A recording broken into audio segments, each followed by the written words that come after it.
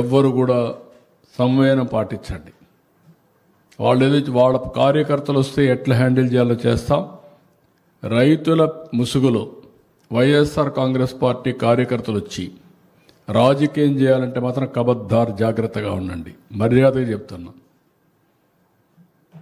మీరేమనుకుంటారంటే మీరు నేరాలు ఘోరాలు చేసి యువతులపైన వేసి తప్పించుకోవాలని ప్రయత్నం చేస్తున్నారు. ఎంత నీచంగా ఉన్నారంటే వీళ్ళని చూస్తే వీళ్ళు మనుషుల పశువుల మనం చెప్పలేని పరిస్థితి.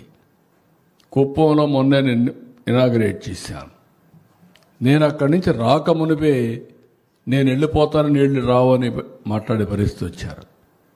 ఒక పంపు 3 గంటలు టెక్నికల్ ప్రాబ్లం వచ్చింది. ఇమ్మీడియట్గా పంపుని రీప్లేస్ చేశారు. ఇప్పుడు కూడా పెడుతున్నారు.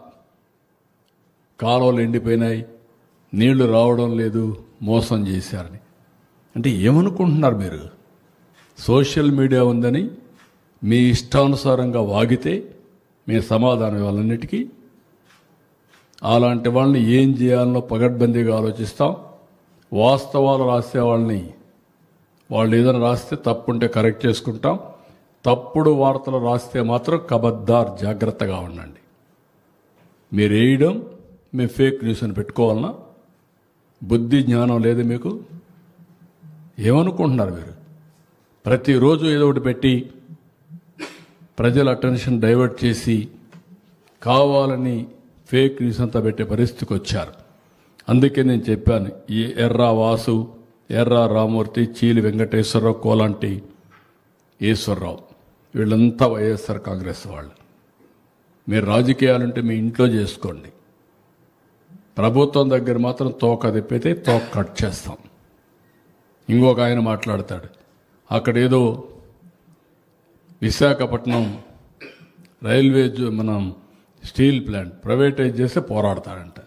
ఎవరు చెప్పాడా నిన్ను పోరాడమని? ఎవరు ప్రైవేటైజ్ చేస్తారా? డెఫినెట్గా కొన్ని గవర్నమెంట్లు అన్నీ కూడా కొన్ని సర్వీసులు అవుట్సోర్సింగ్ చేసుకుంటారు సమర్థత పెంచడానికి. అది నెపం పెట్టి ఇష్టానుసారంగా మాట్లాడడం. 12,000 కోట్ల రూపాయల కేంద్రం ఇచ్చి ఈరోజు మళ్ళీ విశాఖపట్నం స్టీల్ ప్లాంట్ రివైవ్ చేసే ప్రయత్నం చేస్తే, తెలుగువారి ఆత్మ గౌరవాన్ని కాపాడితే, మన మనోభావాలు కాపాడడం కోసం దేశంలోనే మొట్టమొదటిసారి ఒక నిర్ణయం తీసుకొని ఆ నిర్ణయాన్ని పునరాలోచించి మళ్ళీ 12,000 కోట్ల రూపాయలు ఇచ్చి ఇప్పుడు ముందుకు తీసుకుపోతున్నాం. రాష్ట్రంలో ఫేక్ పోస్టుల యొక్క కలకలం కావచ్చు, గందరగోళం ఎక్కువ అవుతుంది. అవి మీరు తెలుసుకొని వివరణించేలోపు రాష్ట్రం మొత్తం చుట్టేస్తా ఉన్నాయి, మీ పరిపాలన పైన ప్రభావం చూపుతున్నాయి. ఇటీవల చూస్తే ఒక ప్రభుత్వ ఉద్యోగ అమరావతి పైన పెట్టిన పోస్టు కావచ్చు, రాజధాని మునిగిందంటూ ఏదైతే ఉందో కొన్ని సోషల్ మీడియాలో వచ్చినటువంటి వార్తలు కావచ్చు, ఇలా ప్రతి అంశం కూడా ఒక నెగిటివ్ సెన్స్ క్రియేట్ చేసే విధానం రాష్ట్రంలో ఇటీవల ఎక్కువైపోయింది. దాని మీద ఎలాంటి జాగ్రత్త చర్యలనలా రాజకీయంగా ఎలాంటి నిర్ణయం చేపడతాను? అదే ఇప్పుడు కుప్పానికి కృష్ణా జలాలు తెచ్చిన అంద్రినీవా కాలువలో ప్రవాహం ఆగిపోయింది అంటూ కొందరు చేస్తున్న ఫేక్ ప్రచారాన్ని ఎవరు నమ్మొద్దు. సెప్టెంబర్ 3వ తేదీన వాస్తవంగా కాలువల్లో ఉన్న నీటి ప్రవాహాన్ని ఫోటోలో చూడవచ్చు. పలమనేరు, కుప్పం అసెంబ్లీ నియోజకవర్గాలు 110 చెరువులు నింపడానికి ప్రభుత్వం కృత నిశ్చయంతో ఉంది. ఇది ఫేక్ న్యూస్, ఇది రియల్ న్యూస్ అని ఫోటో వేయాలి. ఇది మా పని చేయాలన్నా ఇలాంటి తప్పుడు రాజకీయాల మీద అనునిత్యం వివరణ ఇవ్వాలన్నా, వీళ్ళకి బుద్ధి జ్ఞానంగా ఉంటే, వీళ్ళు మనుషులైతే వీళ్ళు ఏం చేయాలని అడుగుతున్నాం. Is it right? అంటే నీకు అధికారం ఉంది, నీకు ఇంకా అడ్డు వాపు లేదు, ఏమైనా చేయగలుగుతామని నీ ఇష్ట ప్రకారం వేస్తే మేము చూస్తూ పోస్టులు పెట్టుకోవాలి ఎవ్రీడే. ఇదే పనే? కబద్దార్ జాగ్రత్తగా ఉండండి. ఎంతవరకైనా వెళ్తాం. Will control this fellows. అవసరమైతే మొన్న కూడా నేను చెప్పాను, మొన్నటి వరకు ఆడవాళ్ళ పైన పడ్డారు, క్యారెక్టర్ అసాసినేషన్ చేశారు, రాజధాని పైన పడ్డారు, ఇప్పుడు ఇలాంటి తప్పుడు పనులు చేస్తారు. దీనికి కూడా ఏం చేయాలో ఆలోచిస్తాం. ఒక చట్టాన్ని తీసుకొస్తాం. ప్రతి ఒక్కరు కూడా వాక్ స్వాతంత్రం ఉంది, రాసే స్వేచ్ఛ ఉంది, సోషల్ మీడియా ఉంది, ఏదైనా పెడతాం. పేటీఎం బ్యాచ్ ఉంది, డబ్బులు ఇస్తారు కాబట్టి మేము పెడతామంటే మాత్రం కుదరదు.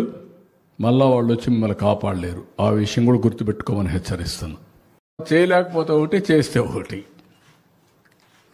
అంటే మీరు అన్ని వాస్తవాలు అసెంబ్లీలో పెట్టడం చర్చిద్దాం అంటే సవాల్ చేస్తుంటే దమ్ముంటే ప్రతిపక్ష హోదా వస్తామని చెప్పి సవాల్ ఇస్తున్నారు. బుద్ధి ఉందా? ప్రతిపక్ష హోదా ఎవరు ఇస్తారా? ప్రజలు ఇస్తారు. నాకు ముఖ్యమంత్రి ఇస్తే నేను అసెంబ్లీకి వస్తానంటే నేను ముఖ్యమంత్రి ఎవరు ఇస్తారు?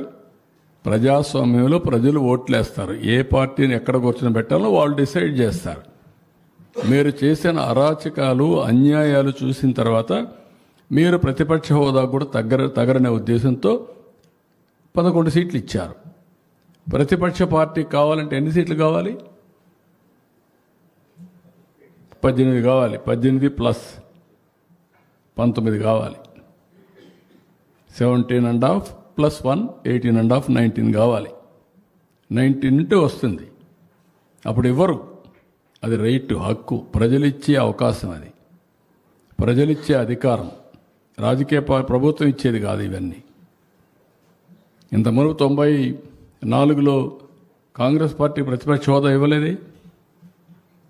26 మంది గెలిచారు. అప్పుడు ఇవ్వలేదు. ఎందుకు ఇవ్వలేదు? వాళ్ళు అడగలేది, మేము రావనలేదే వాళ్ళు. అప్పుడు వాళ్ళకు ప్రజాస్వామ్యం అంటే తెలుసు కాబట్టి. బెదిరిస్తే వచ్చేదనుకుంటే ఎట్టవుతుందండి? ఎక్కడ బెదిరిస్తావు? ఎందుకు ఇస్తారు? ఆ రోజులు అయిపోయినాయి. బ్లాక్మెయిల్ చేసే రోజులు కూడా అయిపోయినాయి.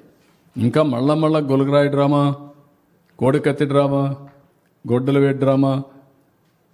గొడ్డల వేటు గుండెపోటు నేను నమ్మాలా? ఇప్పుడు కూడా నేను నమ్మాలా? నీళ్ళు ఇస్తే నీళ్ళు ఇవ్వలేదని నేను నమ్మాలా? ఎరువు ఇస్తామంటే ఎరువు ఇవ్వలేదని మీరు హైజాక్ చేస్తే మేము మిమ్మల్ని రైతు ఉద్యమంగా భావించి మీకు జోహార్లు కొట్టాలా? వాళ్ళు దగ్గర పెట్టుకొని పనిచేయండి. మీరు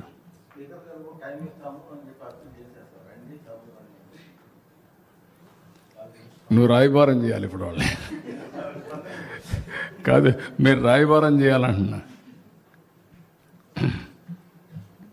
ప్రజా సమస్యలపైన శ్రద్ధ ఉంటే ఇచ్చిన అవకాశాన్ని సద్వినియోగం చేసుకొని ఏ అవకాశం ఇచ్చినా ప్రజా జీవితంలో ఆ అవకాశంతోనే పనిచేసి ప్రజలు ఇచ్చిన అవకాశానికైనా కృతజ్ఞతలు తెలియజేయాలి.